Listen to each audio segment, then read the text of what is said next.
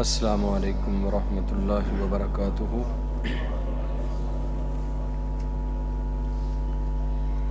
الحمد للہ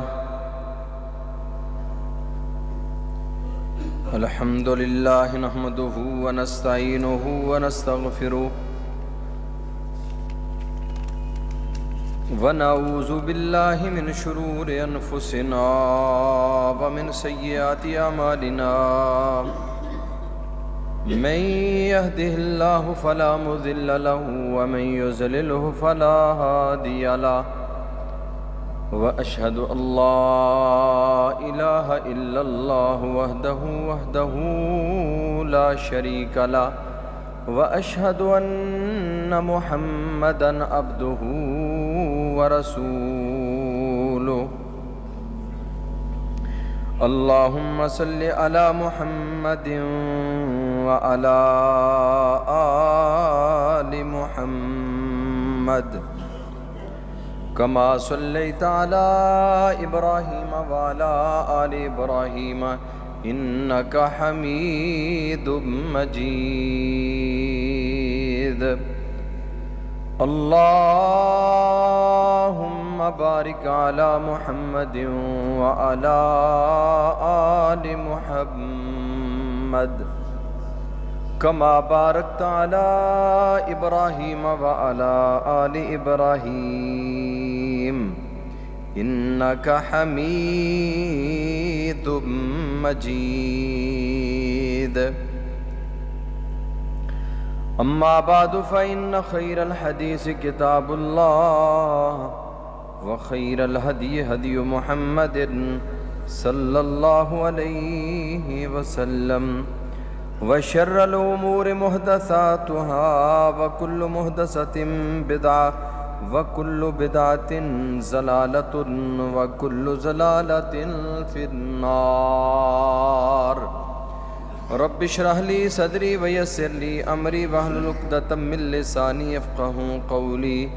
رب زدني علما، رب زدني علما، سبحانك لا علم لنا إلا ما علمتنا إنك أنت العليم الحكيم۔ أما بعد فأعوذ بالله السميع العليم من الشيطان الرجيم، من همزه ونفخه ونفسه، بسم الله الرحمن الرحيم۔ وهو الذي جعل لكم الليل لباسا والنوم سباتا وجعل النهار نشورا۔ وهو الذي، وہ ذات، جعل لكم الليل لباسا، جس نے تمہارے لیے رات کو لباس بنایا، والنوم سباتا، اور نیند کو آرام کا ذریعہ بنایا، وجعل النہار نشورا، اور دن بنایا کام کاج کے لیے۔ اللہ تعالیٰ کی مختصر حمد و ثنا کے بعد ان گنت لا تعداد درود و سلام ہوں امام الکل، ختم الرسل، ہادی السبل، جناب محمد الرسول اللہ صلی اللہ علیہ وآلہ وسلم کی عظیم ہستی پہ، جس ہستی مقدس و مطہر کی محنتوں، کوششوں اور کاوشوں سے اللہ خالق و مالک کائنات نے مجھے اور آپ کو عقیدہ توحید جیسی عظیم نعمت سے مالا مال فرمایا ہے۔ رحمتیں ہوں، بخششیں ہوں صحابہ اکرام رضوان اللہ علیہم اجمعین کے مدفنوں پر، جن اللہ کے بندوں نے محمد الرسول اللہ صلی اللہ علیہ وآلہ وسلم کی زبان نبوت سے نکلنے والا ایک ایک کلمہ بڑی دیانت داری اور امانت داری کے ساتھ ہم تک پہنچا دیا ہے۔ عزیز بھائیوں، بزرگوں، دوستوں، گزشتہ کئی خطبات جمعہ سے آپ آداب نیند کے حوالہ سے کچھ نبی رحمت جناب محمد الرسول اللہ صلی اللہ علیہ وآلہ وسلم کی بتلائی ہوئی رہنمائی اس کو سماعت فرما رہے ہیں۔ آداب نیند پچھلے خطبہ جمعہ المبارکہ تک 14 آداب نیند ہم بیان کر چکے ہیں۔ اللہ تعالیٰ سے دعا ہے کہ اللہ کریم ہمیں عمل کی توفیق عطا فرمائے۔ اب ان کو شمار کرنا میں سمجھتا ہوں شاید کچھ لوگوں کے ذہنوں سے چیزیں محو ہو جاتی ہیں، کچھ بڑے ذوق اور شوق کے ساتھ، بڑی لگن کے ساتھ اللہ کے فضل و کرم سے یاد رکھتے ہیں، بلکہ کئی لوگوں کی کالز وغیرہ بھی آتی رہتی ہیں اس حوالہ سے کہ آپ نے اس جمعے میں یہ بتایا، فلاں جمعے میں کچھ چیزیں آپ نے بتائی تھی وہ مٹ گئی ہیں ذہن سے۔ تو میں سمجھتا ہوں کہ یہ ان لوگوں کا شوق ہے، یہ ان لوگوں کی لگن ہے، یہ ان لوگوں کی حدیث رسول کے ساتھ محبت ہے کہ ہمیں یہ چیزیں یاد رہنی چاہیے، بھولنی نہیں چاہیے۔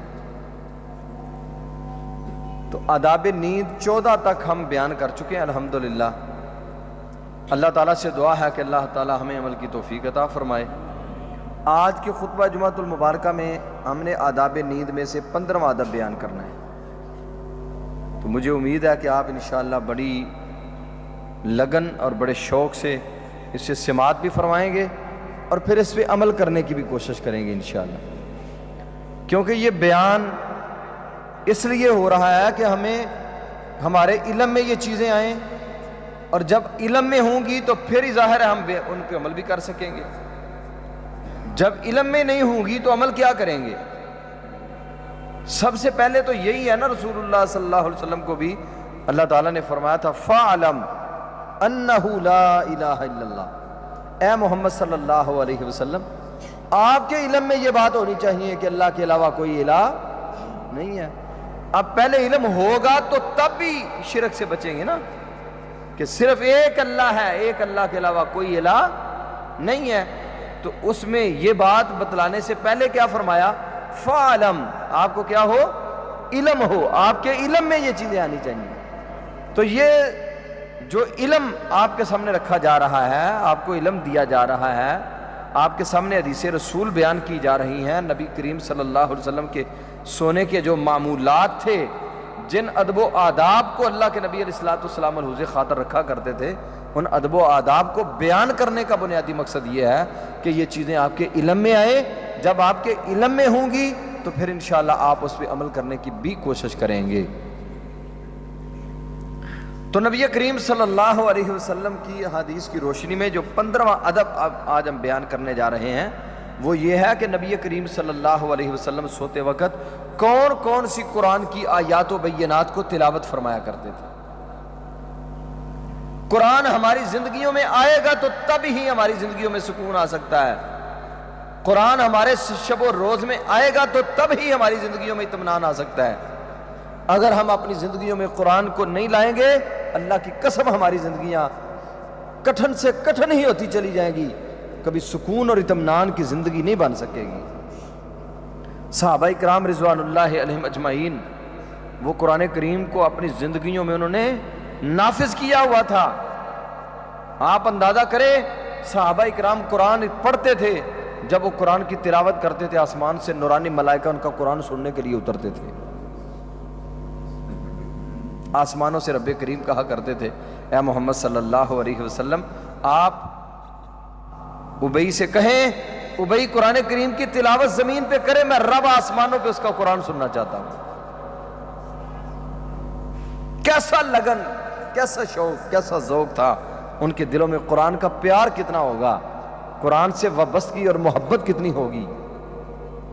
وہ آتا ہے نا اسید بن حضیر رضی اللہ تعالیٰ عنہ کے بارے میں، قیام اللیل کر رہے ہیں، تہجد کے ٹائم اٹھ کے قرآن کی تلاوت کر رہے ہیں، قرآن اس انداز میں پڑھ رہے ہیں کہ آسمانوں سے ایک چھتری نما چیز کمکمے لگے ہوئے ہیں اور زمین کی طرف نیچے اتر رہی ہے۔ قریبی ان کا گھوڑا جناب وہ کھونٹی کے ساتھ بندھا ہوا تھا، تو جب وہ کمکمے اور روشنی جب اس گھوڑے کی نظر پڑی تو گھوڑا بدک اٹھا۔ اسید بن حضیر کہتا ہے جب میں نے دیکھا تو واقعتاً آسمانوں سے ایک جو ہے نا وہ کمکمے کی شکل میں ایک چھتری نما چیز ہے زمین کی طرف اتر رہی ہے، تو میں نے گھوڑے کے بدکنے کی وجہ سے میں بھی ڈر گیا، تو پھر میں نے تلاوت کرنا بند کر دی، پھر وہ کمکمے آسمانوں کی طرف چڑھ گئے، پھر تلاوت کرنا شروع کی، پھر وہ آنا شروع ہو گئے۔ اگلے دن میں نے رسول اللہ صلی اللہ علیہ وسلم کو بتلایا یا رسول اللہ صلی اللہ علیہ وسلم یہ چیز دیکھنے میں آئی ہے آپ نے فرمایا اسید بن حضیر تجھے مبارک ہو، تو تہجد کی نماز میں قرآن کی تلاوت کر رہا تھا، آسمان سے نورانی ملائکہ آپ کا قرآن سماعت کرنے کے لیے زمین پہ اتر رہے تھے۔ لیکن یہ کب ہوتا ہے؟ جب لگن ہو، شوق ہو، ذوق ہو۔ ہماری زندگیوں سے قرآن، ہماری زندگیاں قرآن سے خالی ہو گئی ہیں۔ میں کہتا ہوں ابھی ہم لوگ جتنے مسجد کی چھت کے نیچے ہیں، آج کہیں ہم اپنا حساب لگا لیں، کیا میں نے آج صبح سے لے کر ابھی تک قرآن کی کوئی تلاوت کی ہے؟ معمولات نبوی یہ ہیں کہ نبی کریم صلی اللہ علیہ وسلم جمعے والے دن سورۃ کہف پڑھتے تھے۔ فرمایا جس نے جمعے والے دن سورۃ کہف پڑھی، رب کریم اسے دجال کے فتنے سے محفوظ فرما لیں گے۔ اور دجال کا فتنہ اس قدر اخطر ہے، اس قدر خطرناک جو ہے نا وہ فتنہ ہے، نبی کریم صلی اللہ علیہ وسلم کی زندگی میں کوئی آپ کی نماز ایسی نہیں جس نماز میں آپ نے دجال کے فتنے سے اللہ کی پناہ نہ چاہیے۔ کس قدر خطرناک فتنہ ہے۔ تو کیا ہم نے آج سورۃ کہف پڑھی؟ کیا ہی مزہ ہوتا ہے اس زندگی میں کہ جمعے سے پہلے اچھے کپڑے پہن کے، خوشبو لگا کے، غسل کر کے بیٹھ کے قرآن کی تلاوت ہو رہی ہے، سورۃ کہف پڑھی جا رہی ہے۔ اور وہ لوگ تو مبارکباد کے مستحق ہیں کہ جو امام کے خطیب کے منبر پر بیٹھنے سے پہلے مسجد میں آ کے بیٹھ کے سورۃ کہف پڑھتے ہیں، سورۃ کہف پڑھ کے پھر اپنے اللہ سے کچھ التجائیں، مناجات، اور اپنے خالق و مالک سے کچھ باتیں، اپنے اللہ سے کچھ مانگنا، اپنے رب کے سامنے کچھ اپنے مطالبات رکھنا، اور اپنے رب کے سامنے گریہ زاری کرنا۔ یہ بڑی دلی اطمینان والی بات ہوتی ہے جب انسان ٹائم پہ آ کے پھر اپنے اللہ کے ساتھ کچھ باتیں کرے۔ اور پھر جمعہ کا دن بھی بڑا قیمتی دن ہے، اور اس دن میں اللہ کے نبی علیہ الصلوۃ والسلام نے فرمایا ایک گھڑی ایسی ہوتی ہے جس گھڑی میں انسان اپنے اللہ سے دعا کرتا ہے، اللہ اس کی دعاؤں کو قبول فرما لیتا ہے۔ لیکن ہم یہ حدیثیں بار بار سننے کے باوجود ہماری وہی روٹین ساری زندگی کی بنی ہوئی ہے، روٹین سے ہم آتے ہیں، جو ہی امام صاحب خطیب صاحب منبر پہ جو ہے نا وہ کھڑے ہوتے ہیں، پھر ہم مسجد کی طرف آنا شروع ہوتے ہیں، وقت کے ساتھ ساتھ بتدریج پھر ہم ابھی کتنے لوگ بیٹھے ہوئے ہیں، جب نماز کھڑی ہوگی پھر کتنے لوگ ہوں گے۔ تو اس کی وجہ یہی ہے کہ ہمارے دلوں کے اندر وہ اپنا احساس نہیں ہے، اپنے لیے وہ احساس ذمہ داری نہیں ہے ہمارے دلوں میں۔ اگر اپنے لیے ہمارے پاس احساس ذمہ داری ہو تو ہم بڑے ٹائم کے ساتھ آئیں، آ کے اپنے اللہ سے کچھ باتیں کریں۔ چلو اور زیادہ ٹائم نہیں مل سکتا، جمعے والے دن تو کم از کم چھٹی ہوتی ہے، چھٹی والے دن ہی اپنے اللہ کو کچھ ٹائم دے لیں۔ سارا ٹائم تو دیا ہوا اسی اللہ کا ہے، لیکن اللہ کے دیے ہوئے ٹائم سے بھی ہم اپنے اللہ کو ٹائم نہیں دیتے۔ تو نبی مکرم صلی اللہ علیہ وسلم کے جو معمولات تھے، ان معمولات میں سے ایک آپ کا معمول یہ تھا کہ نبی کریم صلی اللہ علیہ وسلم رات کو سوتے ہوئے قرآن کریم کی کچھ حصے تلاوت فرمایا کرتے تھے، جس طرح کہ ابو مسعود الانصاری رضی اللہ تعالیٰ عنہ بیان کرتے ہیں کہ نبی مکرم صلی اللہ علیہ وسلم نے فرمایا الآیتان من آخر سورۃ البقرہ، سورۃ البقرہ کی آخری دو آیات، سورۃ البقرہ کی آخری دو آیات، آمن الرسول بما انزل الیہ من ربہ والمومنون، یہ دو آیات اتنی قیمتی آیات ہیں، اتنی قیمتی آیات ہیں۔ ویسے تو قرآن کا ایک ایک حرف قیمتی ہے، بے مثل ہے، لا نظیر ہے، نہ اس کی کوئی مثل ہے، نہ اس کی کوئی نظیر ملتی ہے۔ قرآن کریم اللہ رب العزت کا کلام ہے، جس طرح رب کائنات کی کوئی نظیر نہیں ہے، اسی طرح قرآن کریم کی بھی، اس کے کلام کی بھی کوئی نظیر نہیں ہے۔ جس طرح ہمارے رب کی کوئی مثل نہیں، اسی طرح ہمارے رب کے کلام کا بھی کوئی مثل نہیں۔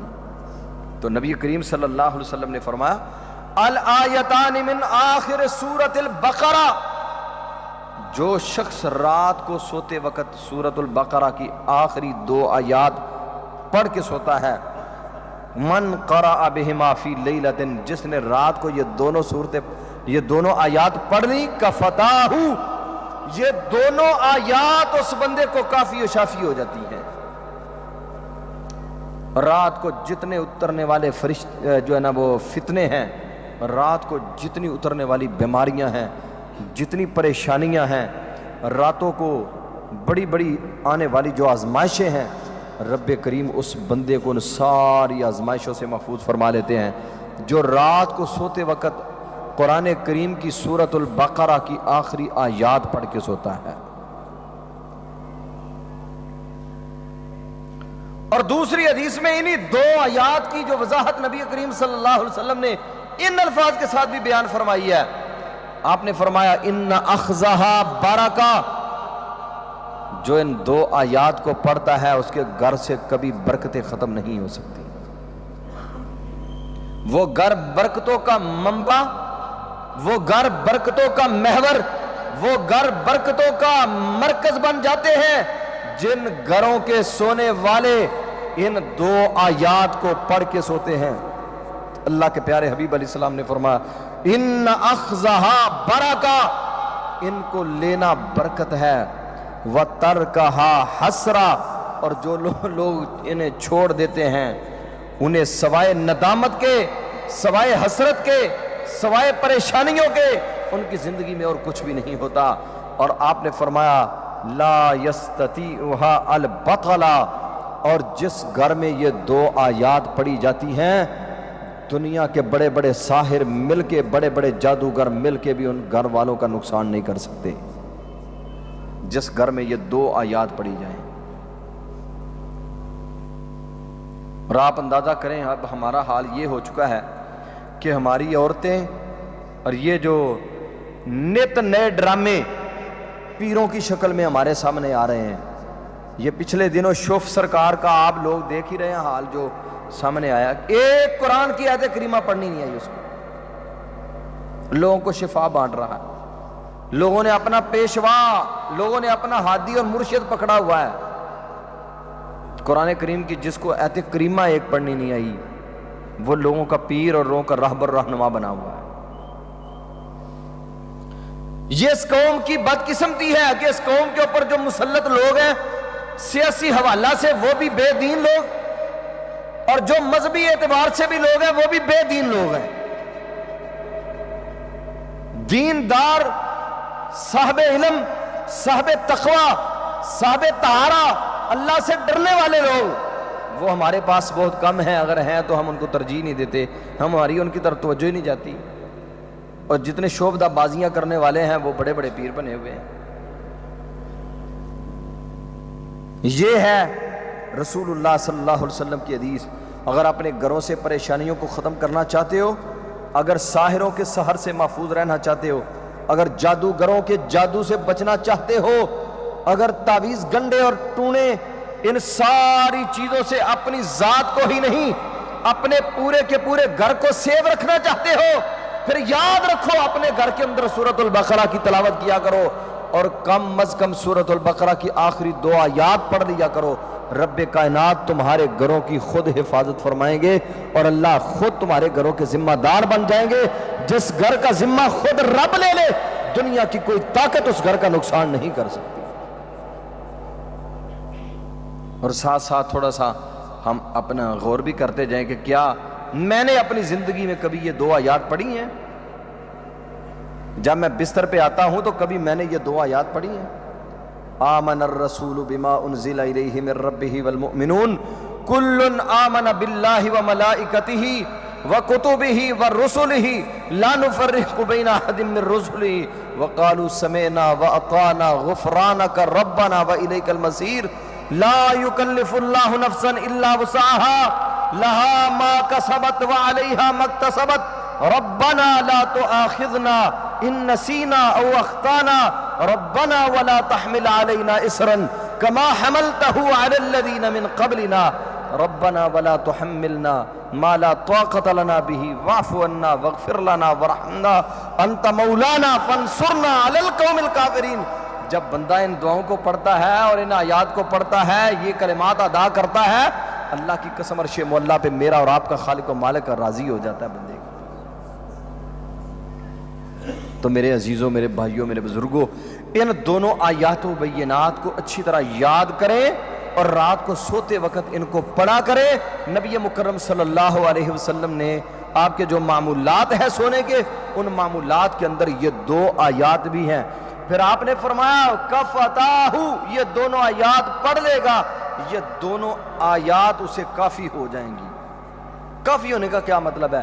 کوئی شیطان کا شر، کوئی حاسدوں کا حسد، کوئی بغض رکھنے والوں کا بغض، کینہ پروروں کا کینہ پروری اسے کوئی نقصان نہیں دے سکے گی جو شخص ان 2 آیات کو پڑھ لیتا ہے۔ اور اسی طرح ام المومنین سیدہ عائشہ صدیقہ رضی اللہ تعالیٰ عنہ بیان فرماتی ہیں، نبی مکرم صلی اللہ علیہ وسلم کے جو معمولات تھے نیند کے حوالہ سے، آپ علیہ السلام جب بستر پہ آتے، کانا اذا آوا الی فراشہ، آپ صلی اللہ علیہ وسلم جب اپنے بستر کے اوپر آتے، سبحان اللہ، تو آپ کا معمول کیا ہوتے تھے؟ اما عائشہ فرماتی ہیں کل لیلۃ، ہر رات، کل لیلۃ کا مطلب یہ ہے کہ آپ کی زندگی کی کوئی رات ایسی نہیں جس رات آپ اپنے بستر پہ آئے ہوں اور آپ نے یہ نہ پڑھا ہو جو میں ابھی بیان کرنے لگا ہوں۔ آپ کیا کیا کرتے؟ جب اپنے بستر پہ رات کو آتے، کل لیلۃ، ہر رات کو جب آپ اپنے بستر پہ آتے، جمع کفیہ، آپ اپنی دونوں ہتھیلیوں کو جمع کر لیتے، اس طرح آپ اپنی دونوں ہتھیلیوں کو اس طرح جمع کر لیتے۔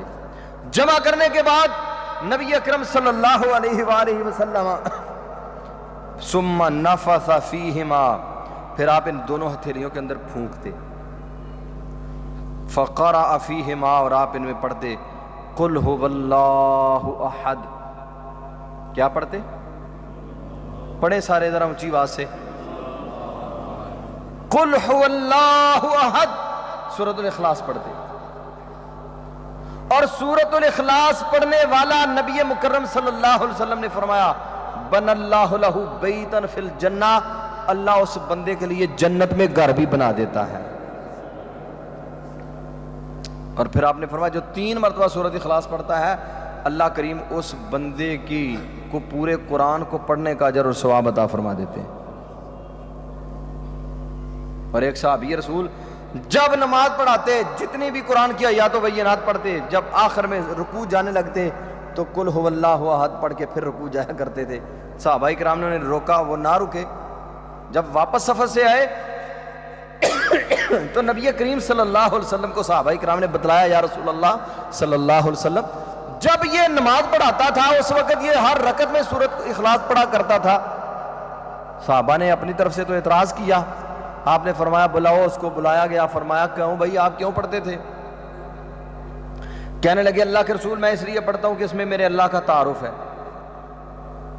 اس میں میرے اللہ کی پہچان ہے، اس میں میرے اللہ کی صفتیں ہیں، اس میں میرے خالق و مالک کے تذکرے ہیں، اس میں میرے رب کی اکائی یکتائی اور تنہائی کے تذکرے ہیں، اس میں میرے رب کی ربوبیت و الوہیت کے تذکرے ہیں، اس میں میرے رب کی شان ہے، اس میں میرے اللہ کا مقام و مرتبہ ہے۔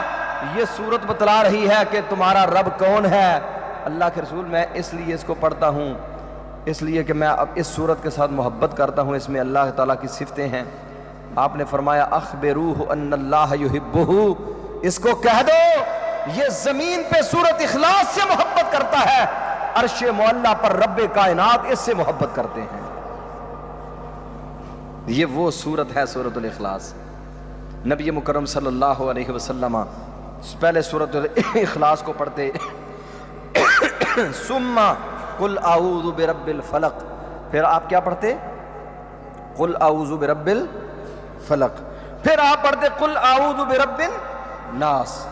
یہ 3 قل اللہ کے پیارے حبیب علیہ السلام اپنی دونوں ہتھیلیوں کو جمع کرتے، اس میں پھونکتے، تینوں قل پڑھ کے پھر آپ کیا کرتے؟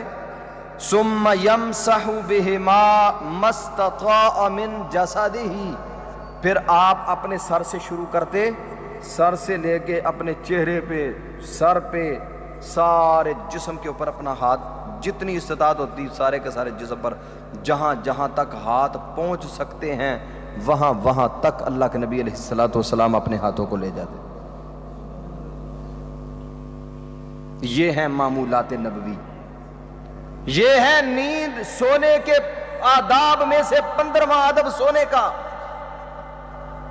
اللہ کے پیارے حبیب علیہ الصلوۃ والسلام سورۃ البقرہ کی آخری 2 آیات پڑھتے، پھر آپ تینوں کل پڑھ کے اپنے جسم کے اوپر، پورے جسم کے اوپر ہاتھ پھیرتے۔ تیسری چیز، آپ صلی اللہ علیہ وسلم جب سوتے تو آپ آیت الکرسی پڑھا کرتے تھے۔ کیا پڑھتے تھے؟ سارے بولیں، آیت الکرسی۔ یہ تیسری چیز میں بیان کر رہا ہوں، اس میں جو قرآن کی آیات اللہ کے نبی علیہ الصلوۃ والسلام پڑھا کرتے تھے، ان آیات و بینات میں سے تیسری آیت کریمہ کیا ہے؟ آیت الکرسی۔ سیدنا ابو ہریرہ رضی اللہ تعالیٰ عنہ بیان فرماتے ہیں، صحیح البخاری کی حدیث ہے، وکلنی رسول اللہ صلی اللہ علیہ وسلم بحفظ زکاة رمضان۔ رمضان المبارک کے اندر لوگ زکوٰۃ دیا کرتے ہیں۔ آج بھی اہل حدیث اللہ کے فضل و کرم سے علماء کرام اپنے عوام الناس سے یہ کہا کرتے ہیں کہ رمضان المبارک میں زکوٰۃ دیا کرو۔ کیوں جی؟ ایسے ہی ہے، لوگوں نے زکوٰۃ کا مہینہ کوئی اور مرتب کیا ہوا ہے، پتہ ہے نا کون سا مہینہ؟ شعبان۔ رسول اللہ صلی اللہ علیہ وسلم کے صحابہ بھی رمضان المبارک میں زکوٰۃ دیا کرتے تھے۔ کیوں؟ رمضان المبارک میں اجر 1 سے لے کر 1400 تک بڑھا دیا جاتا ہے، 1400 تک بڑھا دیا جاتا ہے۔ 1 روپیہ رمضان المبارک میں زکوٰۃ نکالتا ہے، رب کریم اسے 1400 روپے خرچ کرنے کا اجر اور ثواب عطا فرماتے ہیں۔ صحابہ کرام بھی رمضان المبارک کو ترجیح دیا کرتے تھے زکوٰۃ دینے میں۔ حضرت ابو ہریرہ فرماتے ہیں، وکلنی رسول اللہ بحفظ زکاة رمضان۔ اللہ کے نبی علیہ الصلوۃ والسلام نے میری ذمہ داری لگائی ہوئی تھی، ابو ہریرہ یہ زکوٰۃ کا مال پڑا ہوا ہے اور اس کی حفاظت کے لیے آپ مامور ہو، آپ کی ذمہ داری ہے، آپ نے اس کی حفاظت کرنی ہے۔ سیدنا ابو ہریرہ رضی اللہ تعالیٰ عنہ فرماتے ہیں، میں حفاظت کے لیے جو نا وہ رات کو سویا ہوا تھا، فاتانی آتن، آیا میرے پاس ایک آنے والا، فجعل یحسو من الطعام، وہ اس نے کیا کیا؟ وہ ڈیر سے کچھ چیزیں چرانا اور جو نا وہ اٹھانا شروع ہو گیا، چلو بھر بھر کے اپنے ہاتھوں کے ساتھ جو نا وہ کسی تھیلے میں یا جس طرح بھی اس میں سے چرانا اس نے شروع کر دیا۔ فاخذتہ، ظاہر ہے میری ذمہ داری تھی وہاں حفاظت کے لیے، میں نے اس کو پکڑ لیا۔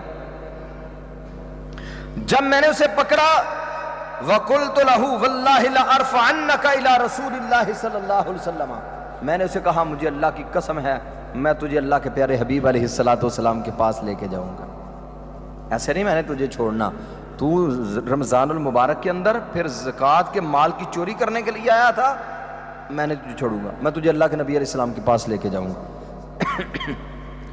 کہتے ہیں جب اس کو میں نے یہ کہا تو مجھے وہ منتیں کرنے لگ گیا، سماجتیں کرنے لگ گیا، انی محتاج وعلی عیال، میں محتاج آدمی ہوں، غریب آدمی ہوں، میرے چھوٹے چھوٹے بچے ہیں، عیال ہے، اور میرے پاس کھانے پینے کے لیے کچھ ہے نہیں ہے، ولی حاجت شدیدہ، میری حاجتیں بڑی سخت ہیں، تو آپ کی مہربانی ہے آپ مجھے چھوڑ دیں، میں آئندہ نہیں آؤں گا۔ حضرت ابو ہریرہ فرماتے ہیں فخلیتو، میں نے اسے چھوڑ دیا، میں نے کہا چلو یار کوئی گل نہیں، ماڑا بندہ ہے، منت پہ کردہ ہے، سماجت پہ کردہ ہے، کوئی بات نہیں، چھوڑ دیا میں نے اسے۔ اگلا دن وہ رسول اللہ صلی اللہ علیہ وسلم کے پاس حاضر ہوا، آپ فرمانے لگے ابو ہریرہ رات کو معاملہ تو نہیں بنا؟ کہا یا رسول اللہ معاملہ تو بنا ہے، ایک آیا تھا چوری کرنے والا۔ آپ نے فرمایا پھر کیا کیا تو نے؟ کہا یا رسول اللہ اس نے یہ منتیں کی تھی، میں نے اس کی منتوں کو ملحوظ خاطر رکھتے ہوئے میں نے اسے چھوڑ دیا۔ آپ فرمانے لگے اچھا ابو ہریرہ وہ دوبارہ پھر آئے گا۔ حضرت ابو ہریرہ فرماتے ہیں کہ جب اللہ کے نبی علیہ الصلوۃ والسلام نے مجھے بتلایا کہ وہ پھر آئے گا، اگلی رات پھر میں گات فارست، میں گات لگا کے بیٹھ گیا کہ آج تو بالکل ضرور آئے گا، کیونکہ زبان نبوت نے کہہ دیا ہے، اور مصطفیٰ نہ گفتے تا نہ گفتے جبریل، جبریل نہ گفتے تا نہ گفتے کردگار، اللہ کی قسم ساری کائنات کے انسانوں کی زبانوں سے غلط نکل سکتا ہے، لیکن اس محبوب کی عظمتوں پہ قربان جاؤں، اس محبوب کی زبان سے جو کچھ نکلتا ہے وہ حق نکلتا ہے، سچ نکلتا ہے، اس میں کوئی کمی پیشی نہیں ہو سکتی۔ ابو ہریرہ رضی اللہ عنہ فرماتے ہیں مجھے یقین ہو گیا کہ آج وہ لازمی آئے گا، کیونکہ اللہ کے نبی علیہ الصلوۃ والسلام نے بیان فرما دیا، آپ نے کہہ دیا ہے، لہٰذا آج تو مجھے یقین ہی نہیں، یقین کامل ہے وہ لازمی آئے گا۔ حضرت ابو ہریرہ فرماتے ہیں میں پھر اسی طرح ہی گات لگا کے بیٹھ گیا کہ بھائی کب وہ آتا ہے۔ پھر آیا فجعل یحسو من الطعام، دیر سے پھر طعام جو غلہ وغیرہ اٹھانے لگ گیا۔ حضرت ابو ہریرہ کہتے ہیں میں پھر آگے بڑھا اور میں نے اس کو بڑی مضبوطی کے ساتھ تھام لیا، میں نے کہا آج نہیں تجھے چھوڑوں گا، آج تو جتنی مرضی منتیں کرے سماجتیں کرے لیکن نہیں چھوڑوں گا۔ پھر لگا میں منتیں کرنے، انی محتاج، میں محتاج آدمی ہوں، لی عیال، میرے بچے ہیں چھوٹے چھوٹے، لی حاجت شدیدہ، بڑی مجھے حاجتیں، ضرورتیں، پریشانیاں، دکھ ہیں، تو ابو ہریرہ آپ کی منت کرتا ہوں آج مجھے چھوڑ دو، آئندہ نہیں آؤں گا۔ حضرت ابو ہریرہ کہتے ہیں اس کی منت سماجت پھر میرے اوپر غالب آ گئی، میں نے اسے پھر چھوڑ دیا۔ پھر اگلا دن وہ رسول کریم صلی اللہ علیہ وسلم کے پاس حاضر ہوا، میں نے کہا یا رسول اللہ صلی اللہ علیہ وسلم، وہ واقعتاً رات کو آیا تھا اور پھر اسی طرح ہی اس نے کیا ہے، پھر وہ منتیں کر کے تو میرے سے چلا گیا۔ آپ نے فرمایا ابو ہریرہ آج پھر وہ آئے گا، آج پھر آئے گا۔ حضرت ابو ہریرہ کہتے ہیں یا رسول اللہ واقعتاً آپ نے فرمایا ہاں۔ سیدنا ابو ہریرہ فرماتے ہیں میں سویا بھی نہیں تھا، میں نے کہا آج پھر اس نے لازمی آنا ہے اور میں نے اس کو پکڑ لینا ہے، آج نہیں میں چھوڑوں گا۔ بڑا پکا عزم کیا، بڑا پکا اور مضبوط ارادہ کیا کہ آج نہیں اسے چھوڑنا، جو مرضی کرے، جیسی میری منتیں کرے، سماجتیں کریں، نہیں چھوڑوں۔ ابو ہریرہ رضی اللہ عنہ فرماتے ہیں رات کا ٹائم ہوا، پھر آ گیا، فجعل یحسو من الطعام، پہلے سے بھی تیزی کے ساتھ آ کے وہ غلہ ڈالنا شروع ہو گیا چرانے کے لیے۔ فرماتے ہیں میں نے اس کو پھر پکڑ لیا اور میں نے کہا آج نہیں آپ کو چھوڑوں گا، واللہ لأرفعنک الی رسول اللہ، اللہ کی قسم آج تو میں تجھے لازمی اللہ کے نبی علیہ السلام کے پاس لے کے جاؤں گا، کیونکہ 3 دن ہو گئے ہیں تو مسلسل چوری کرنے کے لیے آ رہا ہے اور منتیں کر کے پھر میرے سے چھوٹ کے چلا جاتا ہے، آج نہیں تجھے چھوڑوں گا، جو مرضی کرو۔ اچھا کہنے لگا ابو ہریرہ یار میری بات سنو، ٹھیک ہے 3 دن ہو گئے ہیں، میں آپ کے پاس آتا رہا، وعدہ کر کے چلا جاتا، لیکن پھر وعدہ خلافی کرتا رہا۔ دانی وَأَلِّمُكَ كَلِمَاتٍ يَنْفَعُكَ اللَّهُ بِهَا، کیا تجھے میں ایسے کلمات نہ بتلا دوں اگر تو میرے ساتھ وعدہ کرے چھوڑنے کا، مجھے اگر مجھے چھوڑنے کا وعدہ کرے کہ تو مجھے آج بھی چھوڑ دے گا۔ وَأَلِّمُكَ كَلِمَاتٍ، میں تجھے ایسے کلمات بتلا کے جاؤں گا، يَنْفَعُكَ اللَّهُ بِهَا، جن کلمات کے ساتھ رب کریم آپ کو بڑے سارے فائدے عطا فرمائیں گے۔ قُلْتُ مَا هُنَّ، میں نے کہا ٹھیک ہے میرا تیرا وعدہ، مجھے چھوڑ دوں گا، لیکن مجھے بتلاؤ وہ کون سے کلمات ہیں۔ پھر کن کو کہہ رہا ہے؟ حضرت ابو ہریرہ رضی اللہ عنہ۔ لوگوں کون ہے ابو ہریرہ؟ معلوم ہے؟ اے ابو ہریرہ وہ ہے جو کہتے ہیں الزم رسول اللہ علی مل بطنی، اللہ کی قسم میرے بھائی انصاری اور مہاجروں کو کھیتیاں مشغول کر لیتی، باغات مشغول کر لیتے، تجارتیں اور منڈیاں مشغول کر لیتی، لیکن میں کبھی دنیا کے مال کے لیے نہیں نکلا تھا۔ انا الزم رسول اللہ علی مل بطنی، میں بھوکے پیٹ اللہ کے نبی کے پیچھے پیچھے رہا کرتا تھا۔ اگر اللہ کے رسول کسی کے باغ میں ہے، ابو ہریرہ نبی علیہ الصلوۃ والسلام کے پیچھے اس باغ میں چلے گئے۔ اگر اللہ کے نبی کسی کے گھر گئے ہیں، ابو ہریرہ اس گھر والوں کے دروازے کے سامنے جا کے بیٹھ جاتا۔ کب اللہ کے نبی نکلیں گے؟ آپ کی زبان نبوت سے جو کچھ نکلے گا ابو ہریرہ اسے سمیٹ لے گا۔ فرماتے ہیں میں بھوکے پیٹ بھی اللہ کے نبی کے پیچھے پیچھے رہتا تھا، صرف اس لیے کہ جو کچھ بیان ہوگا ابو ہریرہ یاد کر لے، کوئی ایسے نہ ہو آپ کا فرمان گرامی آپ نے بیان کیا ہو اور ابو ہریرہ کو پتہ نہ ہو۔ میں نے یہ چاہتا کہ اللہ کے نبی کا کوئی فرمان مجھ سے مس ہو جائے۔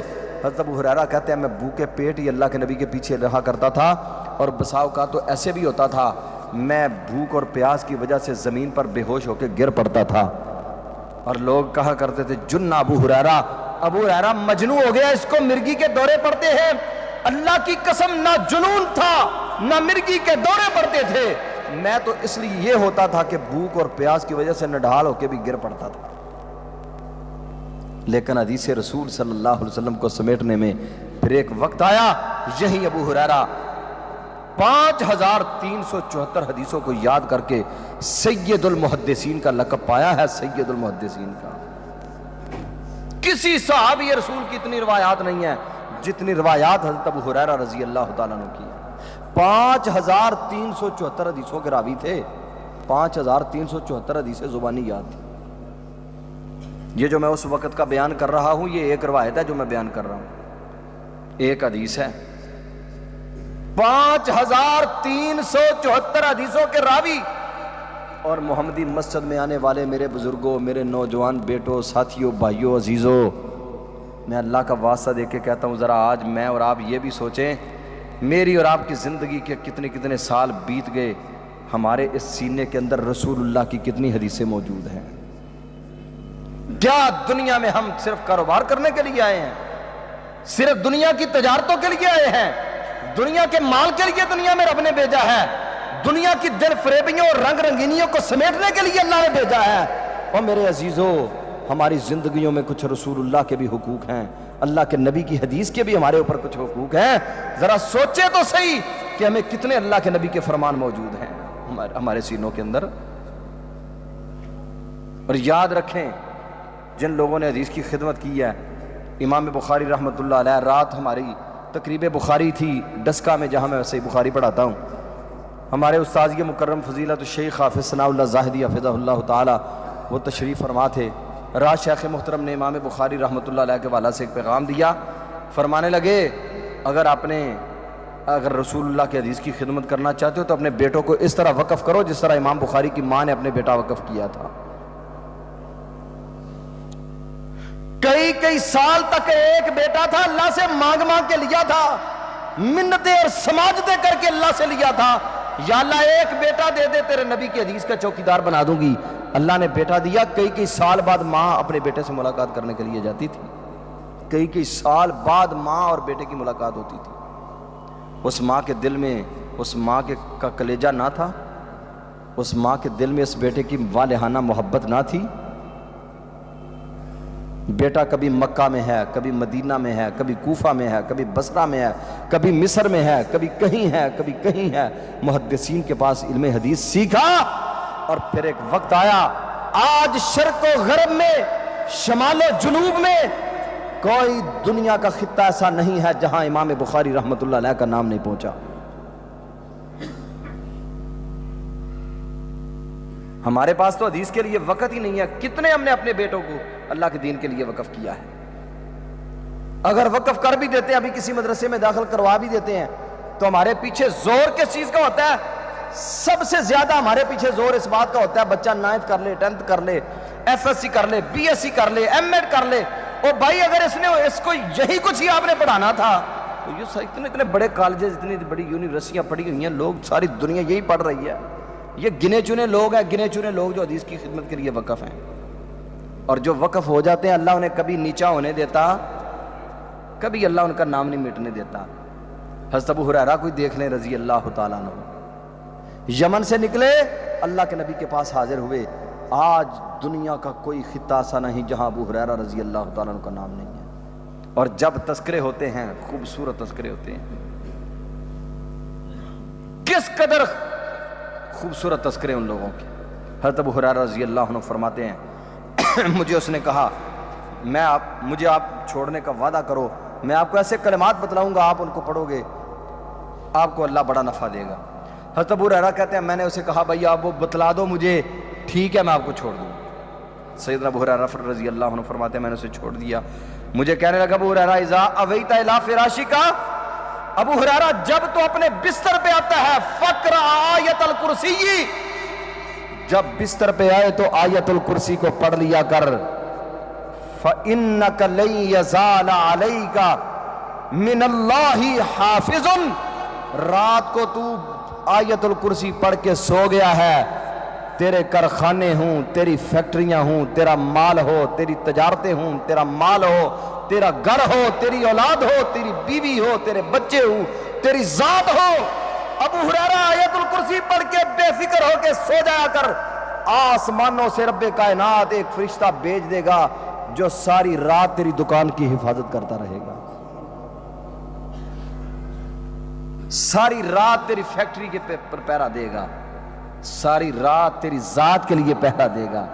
لن یزال علیک من اللہ حافظ، اللہ کی طرف سے تیرے اوپر، تیرے مال کے اوپر، تیری اولاد کے اوپر ایک محافظ آ گیا، جس محافظ کو کوئی شکست نہیں دے سکتا، جسے کوئی نقصان نہیں پہنچا سکتا۔